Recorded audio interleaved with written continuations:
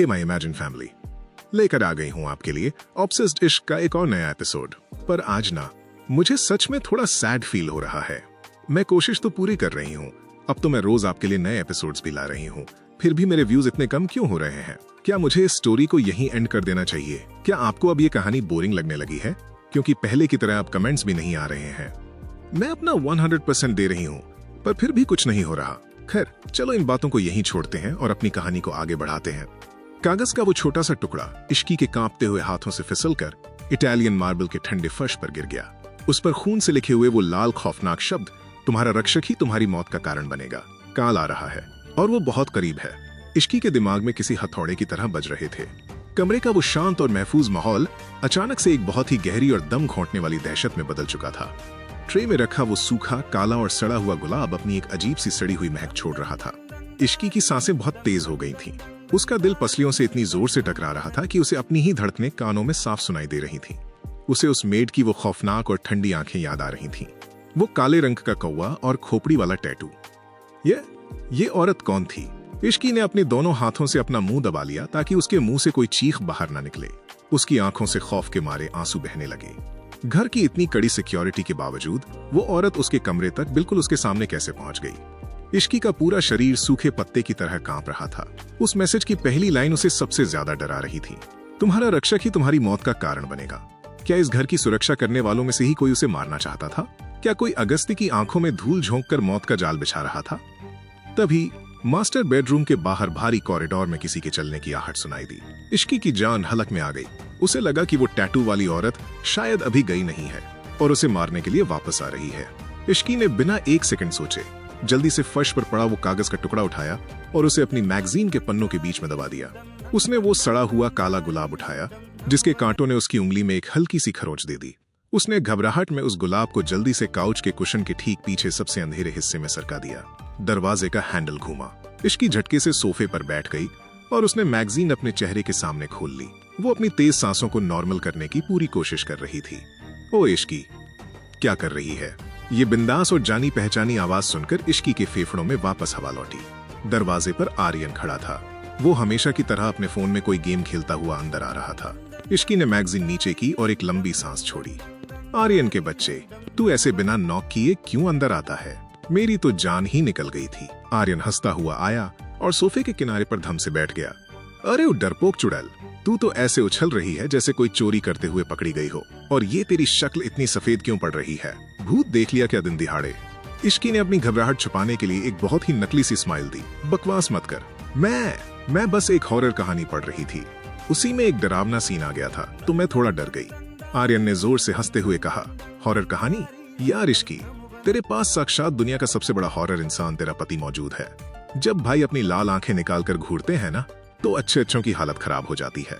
और तू किताबों में हॉरर ढूंढ रही है। इश्की को आर्यन के इस जोक पर बिल्कुल हंसी नहीं आई। उसका दिमाग अभी भी उस मेड और उस मैसेज पर अटका हुआ था। उसने आर्यन के जोक को इग्नोर करते हुए बहुत ही नॉर्मल टोन बनाने की कोशिश की। अच्छा आर्यन, एक बात बता, इश्की ने अपनी उंगलियों को मरोड़ते हुए कहा। इस मेंशन में काम करने वाली कितनी मेड्स हैं?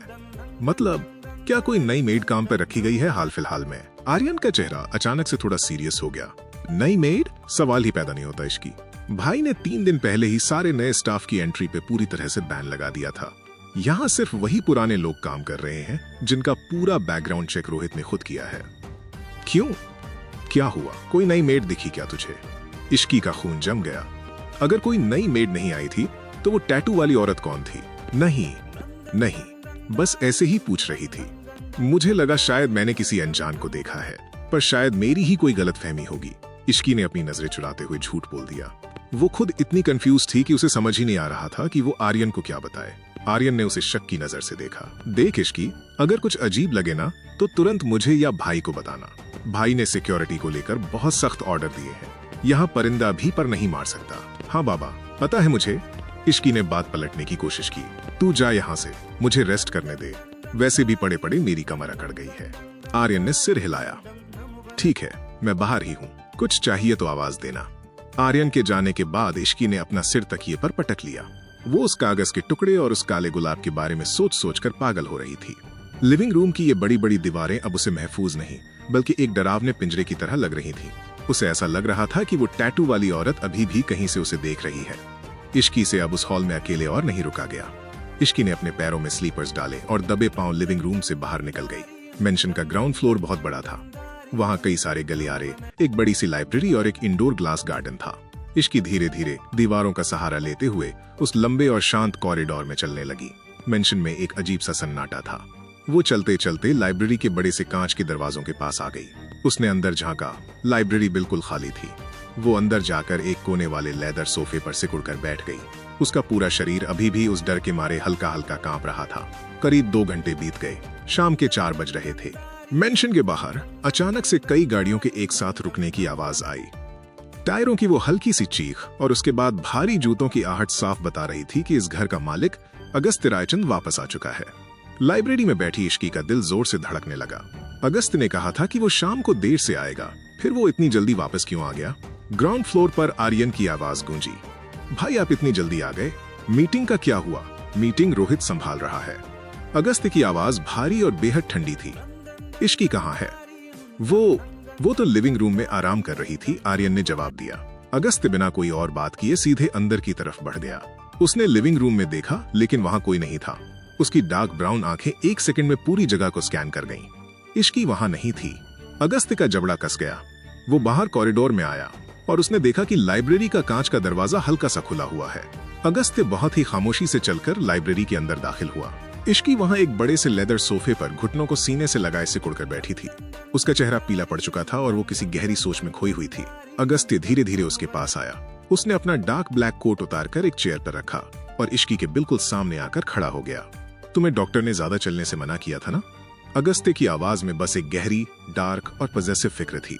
इश्की ने झटके से अपना सिर उठाया। अगस्त्य को अपने सामने देखकर उसके अंदर जो एक डर और दहशत का तूफान चल रहा था, वो अचानक से आंसुओं में बदलने लगा। विवान। इश्की के मुंह से ये नाम बहुत ही कांपती हुई आवाज में निकला। अगस्त्य का दिल इश्की का वो उतरा हुआ चेहरा देखकर एक पल के लिए भारी हो गया।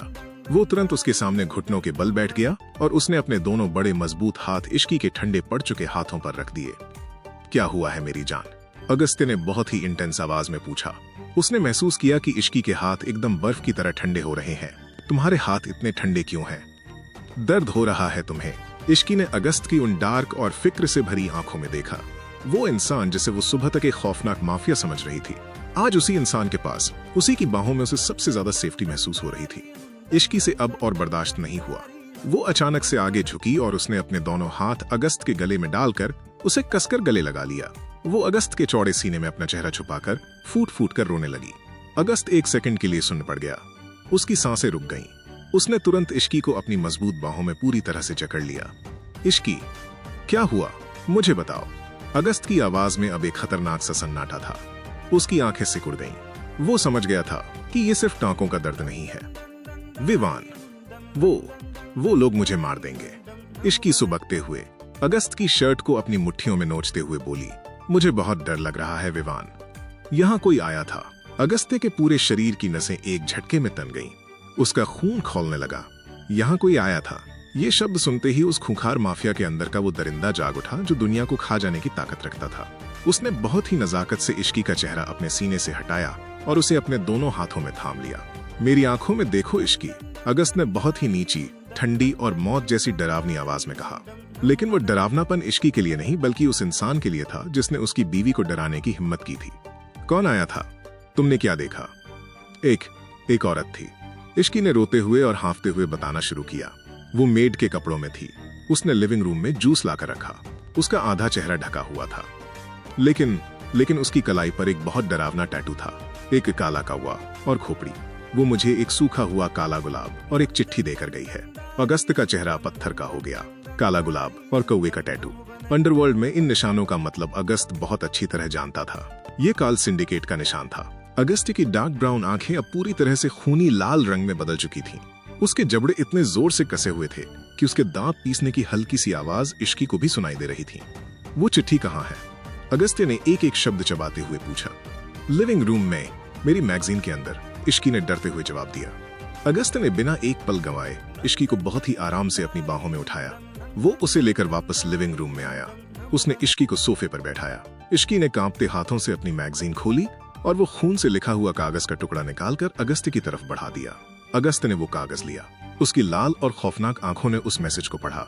तुम्हारा रक्षक ही तुम्हारी मौत का कारण बनेगा। काल आ रहा है और वो बहुत करीब है। कमरे में कम से कम 10 सेकंड तक एकदम पिन ड्रॉप साइलेंस रहा।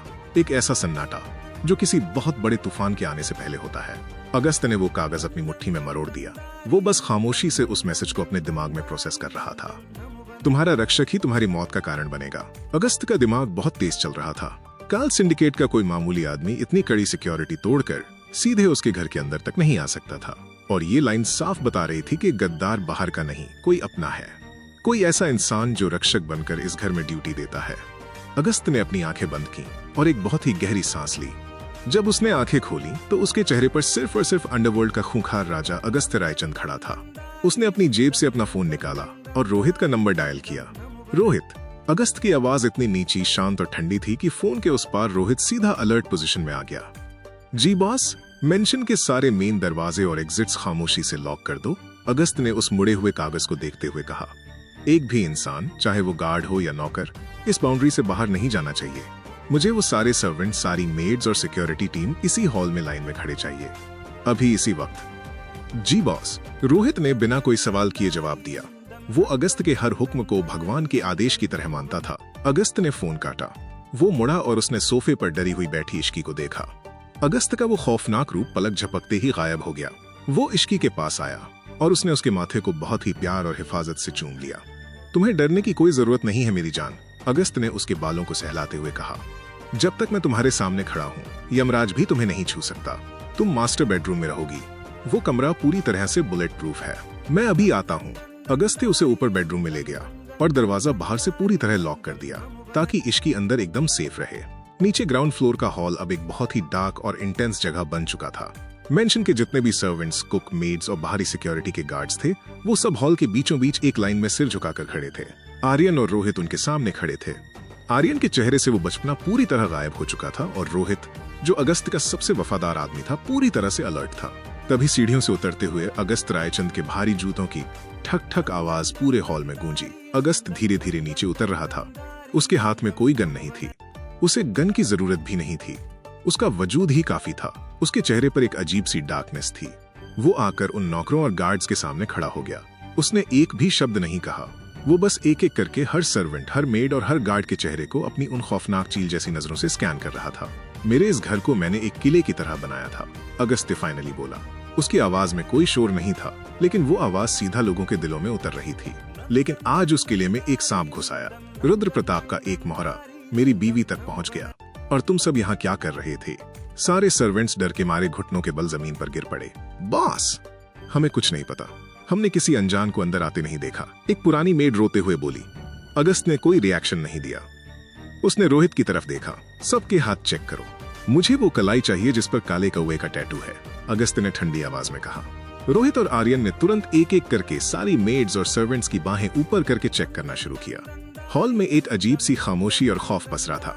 करीब 10 मिनट तक चेकिंग चली, लेकिन 10 मिनट बाद आर्यन का चेहरा सफेद पड़ गया। उसने रोहित की तरफ देखा और फिर अगस्त की तरफ। भाई, आर्यन ने अपनी आवाज में एक हल्की सी घबराहट के साथ कहा, यहाँ किसी की भी कलाई पर कोई टैटू नहीं है और सारी मेड्स वही पुरानी वाली है। कोई भी नया इंसान इस लाइन में नहीं है। अगस्त की आंखें खतरनाक तरीके से सिकुड़ गईं। अगर कोई नया इंसान मेंशन में नहीं आया था और किसी की कलाई पर टैटू नहीं था, तो फिर वो औरत कौन थी जो इश्की के पास गई थी? वो सड़ा हुआ गुलाब और वो मैसेज लेकर कौन आया था? क्या वो औरत अपना काम करके मेंशन के लॉक होने से पहले ही बाहर निकल चुकी थी? या फिर अगस्ती के खौफनाक और तेज दिमाग में उस मैसेज की वो पहली लाइन हथौड़े की तरह बजी, तुम्हारा रक्षक ही तुम्हारी मौत का कारण बनेगा। गद्दार कोई बाहरी इंसान नहीं था। अगस्त जानता था कि आर्यन उसका अपना खून है और रोहित उसका वो साया है जो उसकी जान के लिए अपनी जान दे सकता है। ये दोनों कभी गद्दार नहीं हो सकते। तो फिर रक्षक कौन? अगस्त ने अपनी आंखें धीरे से ऊपर उठाईं।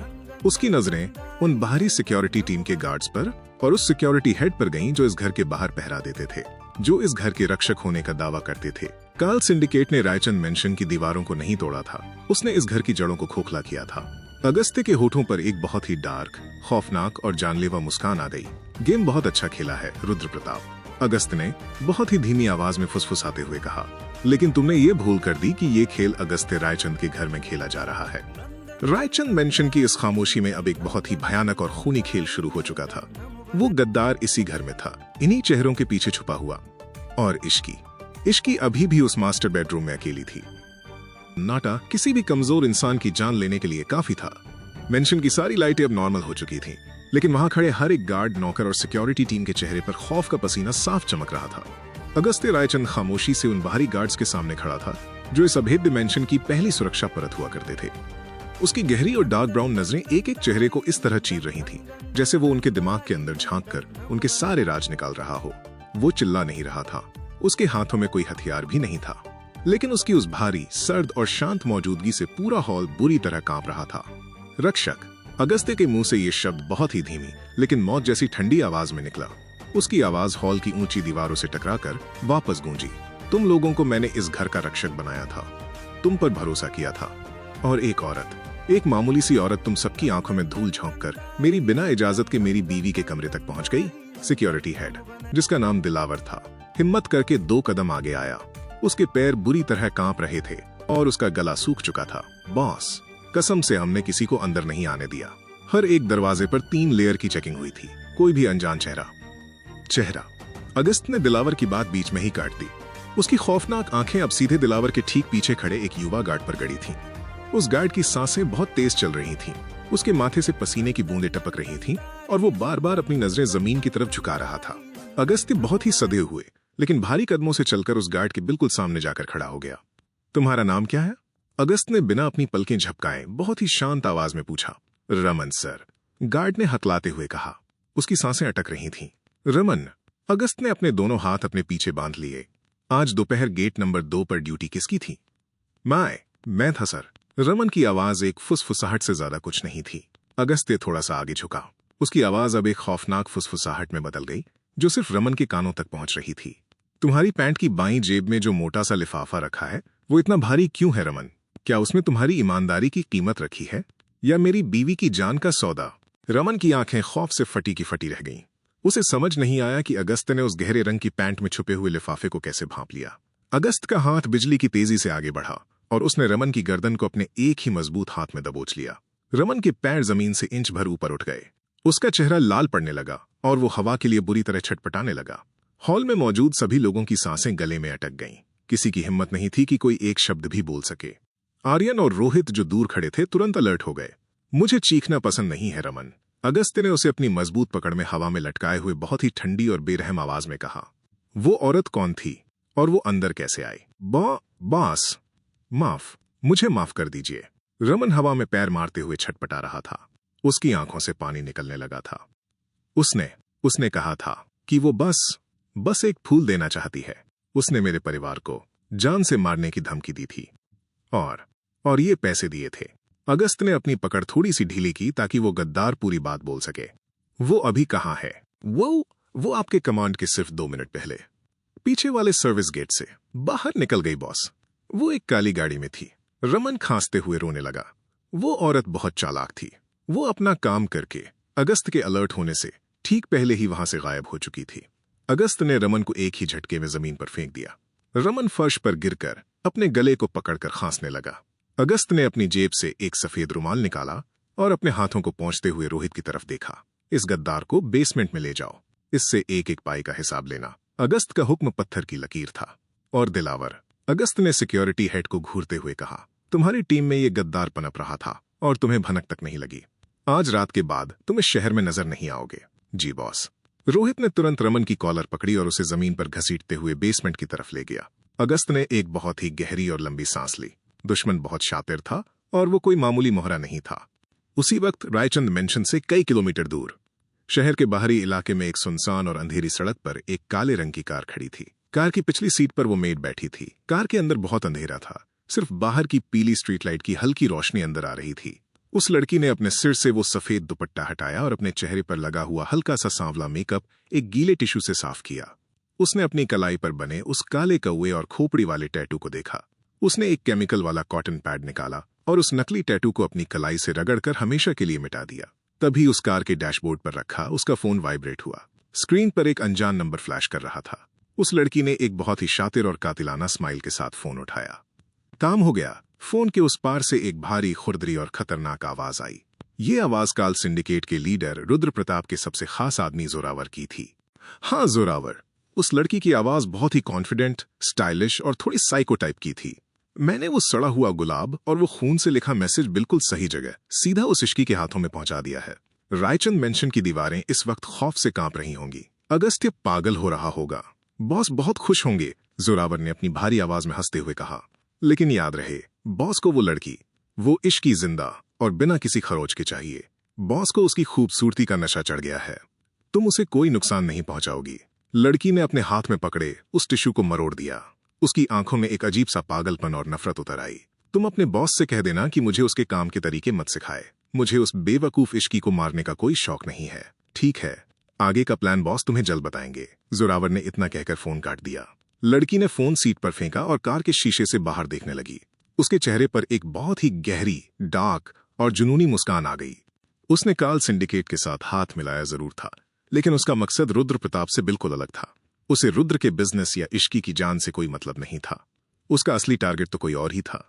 वो रुद्र तो सिर्फ एक मोहरा है। उस लड़की ने अंधेरे में खुद से फुसफुसाते हुए कहा। उसकी आवाज में एक गहरा नशा था। असली खेल तो अब शुरू हुआ है अगस्त्य। तुम उस इश्की के लिए इस दुनिया से लड़ रहे हो ना? मैं तुम्हारी वो दुनिया ही तबाह कर दूंगी। तुमने जो मेरा दिल दुखाया है, जो मुझे ठुकराकर उस 2 कौड़ी की डरी हुई लड़की से शादी की है, उसकी कीमत तो तुम्हें चुकानी ही पड़ेगी। रुद्र उस इश्की को ले जाएगा और तुम टूटकर वापस मेरे ही पास आओगे। वो लड़की कार की पिछली सीट पर पीछे की तरफ टिक गई। वो इश्की को बहुत अच्छे से जानती थी। वो जानती थी कि इश्की कितनी मासूम, चुलबुली और अंदर से डरपोक है, और इसी बात का फायदा उठाकर उसने ये पूरा खौफनाक जाल बिछाया था ताकि इश्की खुद डर के मारे कोई गलती करे। रायचंद मेंशन। अगस्त भारी कदमों से सीढ़ियां चढ़कर मास्टर बेडरूम की तरफ वापस आ रहा था। उसके दिमाग में वो खत और वो सड़ा हुआ गुलाब घूम रहा था, लेकिन वो मास्टर बेडरूम के भारी ओकवुड दरवाजे के बाहर रुक गया। उसने अपनी आंखें बंद की और एक लंबी सांस ली। उसने अपने चेहरे से वो सारा खौफनाक, बेरहम और कातिलाना रूप एक झटके में हटा दिया। अपनी तनी हुई मुट्ठियों को रिलैक्स किया। उसे अपनी इश्की के सामने एक खूंखार डॉन बनकर नहीं जाना था। वो जानता था कि उसकी बीवी अंदर डर के मारे रो रही होगी, और अभी उसे अगस्त्य रायचंद के खौफ की नहीं, बल्कि अपने उस केयरिंग विवान की जरूरत थी जो उसे संभाल सके। अगस्त्य ने अपनी जेब से चाबी निकाली, बहुत ही खामोशी से दरवाजे का लॉक खोला और अंदर दाखिल हुआ। कमरे के अंदर की मेन लाइट्स बंद थीं, सिर्फ एक हल्की सी पीली वार्म रोशनी जल रही थी। इश्की बेड के बिल्कुल बीचों बीच घुटनों को सीने से लगाए सिकुड़कर बैठी थी। उसने अपने दोनों हाथों से एक तकिए को कसकर पकड़ा हुआ था। उसका चेहरा आंसुओं से भीगा हुआ था और वो हल्की हल्की हिचकियां ले रही थी। दरवाजे की आहट सुनते ही इश्की ने झटके से सिर उठाया। अगस्त को देखते ही उसने वो तकिया छोड़ दिया। विवान। अगस्त्य तेजी से आगे बढ़ा और बेड के किनारे बैठकर उसने बिना एक पल गंवाए इश्की को अपनी मजबूत बाहों में समेट लिया। मैं आ गया मेरी जान, मैं यही हूं। अगस्त्य ने उसे अपने चौड़े सीने से लगाते हुए, उसके बालों को सहलाते हुए बहुत ही सुकून देने वाली आवाज में कहा। क्या वो औरत मिल गई? क्या आपने उसे पकड़ लिया? इश्की ने अगस्त की शर्ट को अपनी मुट्ठियों में जकड़ते हुए डरी हुई बड़ी बड़ी और सूजी हुई आंखों से पूछा। क्या वो हमें मार देगी विवान? अगस्त ने इश्की की उन मासूम आंखों में देखा। वो उसे ये सच बताकर और नहीं डराना चाहता था कि वो औरत फरार हो चुकी है। वो औरत अब कभी वापस नहीं आएगी इश्की। अगस्त ने बहुत ही शांत और भरोसेमंद आवाज में एक आधा झूठ बोला। मेरी सिक्योरिटी वालों ने उसे पकड़ लिया है। अब वो कोई खतरा नहीं है। इश्की ने एक लंबी सांस छोड़ी, लेकिन उसका डर अभी भी पूरी तरह से गया नहीं था। उसने अगस्त की शर्ट को और कसकर पकड़ लिया। मुझे बहुत डर लग रहा है विवान। क्या हम यहां से कहीं दूर चले जाएं? मुझे इस घर में घुटन हो रही है। वो रुद्र प्रताप हमें जीने नहीं देगा। अगस्त्य का दिल इश्की की इस मासूमियत पर अंदर ही अंदर मुस्कुराने लगा। उसने इश्की को थोड़ा सा खुद से अलग किया और उसके आंसुओं से भीगे गालों को अपने दोनों अंगूठों से बहुत ही नजाकत से पहुंचा। अब वक्त था इश्की के इस गहरे डर को भगाने का और उसकी वो पुरानी नटखट और चुलबुली इश्की को वापस लाने का। दूर चले जाएं। अगस्त्य ने एक बहुत ही हल्की और जानबूझकर चिढ़ाने वाली स्माइल के साथ कहा। क्यों? क्या तुम्हें मुंबई की हवा रास नहीं आ रही, या तुम्हें कोई और शहर घूमना है? इश्की ने अपनी सूजी हुई आंखों से उसे ऐसे घूरा जैसे वो कोई बहुत बड़ा एलियन हो। मैं मजाक नहीं कर रही हूं। यहां मेरी जान पर बनी है और आपको घूमने की पड़ी है। जान पर किसके बनी है? अगस्त ने बहुत ही रिलैक्स अंदाज में उसकी छोटी सी नाक को हल्का सा खींचते हुए कहा। तुम्हें पता है, इस वक्त रो रो कर तुम्हारी ये नाक बिल्कुल लाल टमाटर जैसी हो गई है। तुम इस वक्त बिल्कुल एक कार्टून लग रही हो। इश्की का मुंह खुला का खुला रह गया। एक तो वो खौफ के मारे आधी मर चुकी थी, उसकी सांसें अटकी हुई थीं, और ये इंसान उसे कार्टून कह रहा था। आप मुझे चिढ़ा रहे हैं। इश्की ने अपने आंसू पोंछते हुए अपना पाउट बना लिया। मैं यहाँ डर से कांप रही हूँ और आप मुझे कार्टून बोल रहे हैं। जाइए, मुझे आपसे बात ही नहीं करनी। इश्की ने मुंह फुलाकर दूसरी तरफ चेहरा कर लिया और अपने हाथ सीने पर बांध लिए। अगस्त्य को अपनी बीवी की ये नौटंकी देखकर सच में बहुत प्यार आ रहा था। उसने एक बहुत ही गहरी और मीठी हंसी हंसी। अच्छा बाबा, सॉरी। अगस्त ने पीछे से उसके कंधों पर हाथ रखा और उसे अपनी तरफ घुमाया। लेकिन तुम खुद सोचो ना इश्की, तुम्हारे सामने दुनिया का टॉप माफिया खड़ा है, जिसके नाम से सरकारें हिल जाती हैं, और तुम कह रही हो कि हम एक दो कौड़ी के गुंडे से डरकर अपना घर छोड़कर भाग जाएं। अगस्त्य रायचंद कभी पीठ दिखाकर नहीं भागता मेरी जान, और जब बात तुम्हारी हो तो मैं इस पूरी दुनिया को आग लगा सकता हूं। अगस्त्य की इस बात में जो भारीपन और जो गुरूर था, उसने इश्की के अंदर के डर को लगभग खत्म कर दिया। वो जानती थी कि ये इंसान थोड़ा पागल है, लेकिन वो ये भी बहुत अच्छे से जानती थी कि ये इंसान उसकी हिफाजत के लिए किसी भी हद तक जा सकता है। तभी अगस्त्य ने अपनी पैंट की जेब से एक छोटी सी डेयरी मिल्क चॉकलेट निकाली और इश्की के चेहरे के सामने कर दी। इश्की ने पलटकर उस चॉकलेट को देखा। उसकी आंखें चमक गईं, लेकिन उसने अपना नखरा बरकरार रखा। ये क्या है? मुझे नहीं खानी। आप मुझे पहले कार्टून बोलते हैं, फिर चॉकलेट देकर मनाते हैं। सुबह दवा खाने के बाद तुम्हारा मुंह कड़वा हो गया था ना? अगस्त ने बहुत ही प्यार से चॉकलेट का रैपर खोलते हुए कहा। तुम शिकायत कर रही थी, इसलिए लाया था। अब अगर तुम नहीं खाओगी तो मैं बाहर जाकर आर्यन को दे दूंगा। वैसे भी वो मुझे कह रहा था कि तुम हर छोटी बात पर डर जाती हो। क्या? उस खजूर ने मुझे डरपोक कहा। इश्की की आंखों में अब खौफ की जगह वो पुरानी वाली चमक और गुस्सा आ गया। उसकी तो मैं कल सुबह क्लास लगाती हूं। लाओ, मेरी चॉकलेट मुझे दो। इश्की ने अगस्त के हाथ से चॉकलेट छीन ली और एक बड़ी सी बाइट ली। अगस्त उसे देखकर बस मुस्कुरा रहा था। वो अपनी इस जंगली बिल्ली की वो मासूमियत, वो नटखटपन वापस पाकर बहुत सुकून महसूस कर रहा था। तुम सच में एक छोटी बच्ची हो इश्की। अगस्त्य ने उसके माथे पर गिरे हुए बालों को कान के पीछे करते हुए बहुत ही सॉफ्ट आवाज में कहा। और आप एक बहुत ही खड़ूस लेकिन अच्छे इंसान हैं। इश्की ने मुंह में चॉकलेट भरते हुए बहुत ही क्यूट तरीके से कहा। थैंक यू विवान, मेरे साथ रुकने के लिए और मुझे बचाने के लिए। अगस्त ने अपनी शर्ट उतारी और वो बेड पर इश्की के बिल्कुल करीब लेट गया। उसने इश्की को अपनी बाहों में खींचा और उसका सिर अपने मजबूत सीने पर रख लिया। अब कुछ मत सोचो और चुपचाप सो जाओ, अगस्त ने उसके माथे को चूमते हुए कहा। दवाई के असर, थकान और अगस्त की बाहों की उस सेफ गर्माहट में इश्की को धीरे धीरे नींद आने लगी। अगस्त के दिल की धड़कनें उसे किसी लोरी की तरह लग रही थीं। कुछ ही देर में उसकी सांसें भारी हो गईं और वो एक गहरी और सुकून भरी नींद में सो गई। जब अगस्त को यकीन हो गया कि इश्की पूरी तरह से सो चुकी है, तो उसने बहुत ही आराम से अपना हाथ उसकी कमर से निकाला ताकि उसकी नींद ना टूटे। उसने इश्की के ऊपर अच्छे से ब्लैंकेट डाला और बेड से उतर गया। इश्की के सामने अगस्त, जो एक बहुत ही शांत, प्यार करने वाला और मजाक करने वाला पति बना हुआ था, कमरे से बाहर निकलते ही उसका वो रूप पूरी तरह से बदल गया। अब वो वापस उस डार्क और खौफनाक दुनिया का राजा अगस्त्य रायचंद बन चुका था, जिसके दिमाग में इस वक्त एक बहुत ही भयानक तूफान चल रहा था। कॉरिडोर में आर्यन उसका इंतजार कर रहा था। आर्यन का चेहरा उतरा हुआ था। उसमें हमेशा वाला वो चुलबुलापन बिल्कुल नहीं था। भाई, आर्यन ने बहुत ही धीमी आवाज में पूछा, इश्की कैसी है? सो गई। अगस्त ने हामी में सिर हिलाया। उसने आर्यन को इशारा किया और दोनों चलते हुए कॉरिडोर की उस बड़ी सी बालकनी की तरफ आ गए, जहां से पूरा शहर दिखता था। भाई, मुझे एक बात समझ नहीं आ रही, आर्यन ने अगस्त्य के पीछे आते हुए बहुत ही सीरियस टोन में कहा। अगर वो औरत काल सिंडिकेट की थी तो वो इश्की को आसानी से मार सकती थी। वो सीधा कमरे तक पहुंच गई थी। फिर उसने सिर्फ एक सड़ा हुआ गुलाब और एक डराने वाला मैसेज क्यों दिया? वो तो जहर भी दे सकती थी। अगस्त ने अपनी जेब से एक एक्सपेंसिव सिगार निकाला और उसे जलाया। उसका गाढ़ा और नशीला धुआं हवा में छोड़ते हुए उसने आर्यन की तरफ देखा। उसकी आंखों में एक बहुत ही तेज और शातिर चमक थी। क्योंकि रुद्र प्रताप इश्की को मारना ही नहीं चाहता आर्यन, अगस्त्य ने अपनी उस भारी और डार्क आवाज में कहा। आर्यन चौंक गया। क्या? पर भाई, उस खत में तो साफ साफ मौत की बात लिखी थी। अगस्त्य के होठों पर एक बहुत ही अजीब सी और ठंडी मुस्कान आई। रुद्र प्रताप एक जानवर है और उसे वो चीज चाहिए जो मैंने उससे छीनी थी। इश्की की खूबसूरती ने उसको अपनी तरफ खींच लिया है। वो उस मैसेज से इश्की को मारना नहीं चाहता था, वो सिर्फ उसे डराना चाहता था। वो इश्की के दिमाग में ये बात डालना चाहता था कि वो मेरे पास महफूज नहीं है। वो एक माइंड गेम खेल रहा है ताकि इश्की डर के मारे खुद कोई गलती करे और वो उसे आसानी से किडनैप कर सके। आर्यन की रीढ़ की हड्डी में सिहरन दौड़ गई। मतलब रुद्र प्रताप इश्की को पाना चाहता है? हाँ, अगस्त ने सिगार को अपनी उंगलियों में घुमाते हुए कहा। लेकिन इस पूरे खेल में एक और बात है जो मुझे खटक रही है आर्यन। क्या भाई? वो टैटू वाली औरत। अगस्त की आंखें खतरनाक तरीके से सिकुड़ गईं। उसका वो सड़ा हुआ गुलाब भेजने का तरीका, ये रुद्र प्रताप का स्टाइल नहीं है। रुद्र एक टिपिकल अंडरवर्ल्ड डॉन है। वो सीधी गोलियों से बात करता है। ये गुलाब, ये खत, ये सब किसी ऐसे इंसान का काम है जो मुझे अंदर से तोड़ना चाहता है। जो इश्की को बहुत अच्छे से जानता है और उसकी कमजोरियों से खेल रहा है। आर्यन का दिमाग सुन्न पड़ गया। मतलब आप कहना चाहते हैं कि इस खेल में रुद्र प्रताप के अलावा भी कोई और है, कोई ऐसा जो रुद्र के साथ मिलकर हमारी जड़ें काट रहा है। अगस्त ने सिगार का आखिरी कश लिया और उसे एस्ट्रे में कुचल दिया। रुद्र को तो मैं संभाल लूंगा आर्यन। अगस्त की आवाज में अब एक भयानक मौत का खौफ था। लेकिन ये जो भी नया खिलाड़ी इस गेम में आया है, ये नहीं जानता कि इसने अगस्त्य रायचंद की बीवी की आंखों में आंसू देकर अपनी मौत का वारंट खुद साइन कर लिया है। अगस्त्य मुड़ा और उसने रोहित को कॉल लगाया, जो बेसमेंट में उस गद्दार गार्ड के साथ था। रोहित, अगस्त्य ने कहा, मुझे उस औरत की शक्ल जिस भी कैमरे में आई है उसकी पूरी डिटेल चाहिए। वो कार कौन सी थी, किस तरफ गई, सब कुछ। और मेरे पुराने दुश्मनों की और उन लोगों की फाइलें निकालो जो कभी मेरे करीब थे। मुझे कल सुबह तक इस गद्दार का नाम चाहिए। जी बॉस, रोहित ने जवाब दिया। अगस्त्य अकेला उस बालकनी में खड़ा था। रात का घना अंधेरा पूरे शहर पर छा चुका था।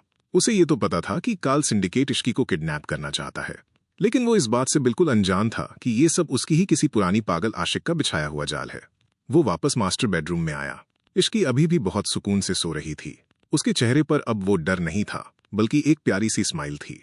अगस्त्य उसके पास आकर लेट गया और उसने इश्की को अपनी मजबूत बाहों में पूरी तरह से छुपा लिया। इस रात की खामोशी में रायचंद मेंशन भले ही शांत लग रहा था, लेकिन बाहर अंडरवर्ल्ड में एक बहुत ही खौफनाक और बड़ा तूफान धीरे धीरे अपनी शक्ल ले रहा था। और इश्की को नहीं पता था कि उसकी ये मासूमियत उसे किस भयानक मोड़ पर ले जाने वाली है। तो दोस्तों, अगर आपको आज की स्टोरी पसंद आई हो तो प्लीज वीडियो को लाइक, कमेंट और शेयर जरूर कर देना। अगर आपको स्टोरी में किसी भी चीज की कमी लग रही हो तो वो भी मुझे जरूर बताना। आगे के एपिसोड्स देखने के लिए बने रहें इमेजिन विद सान्या पर। तब तक के लिए बाय बाय।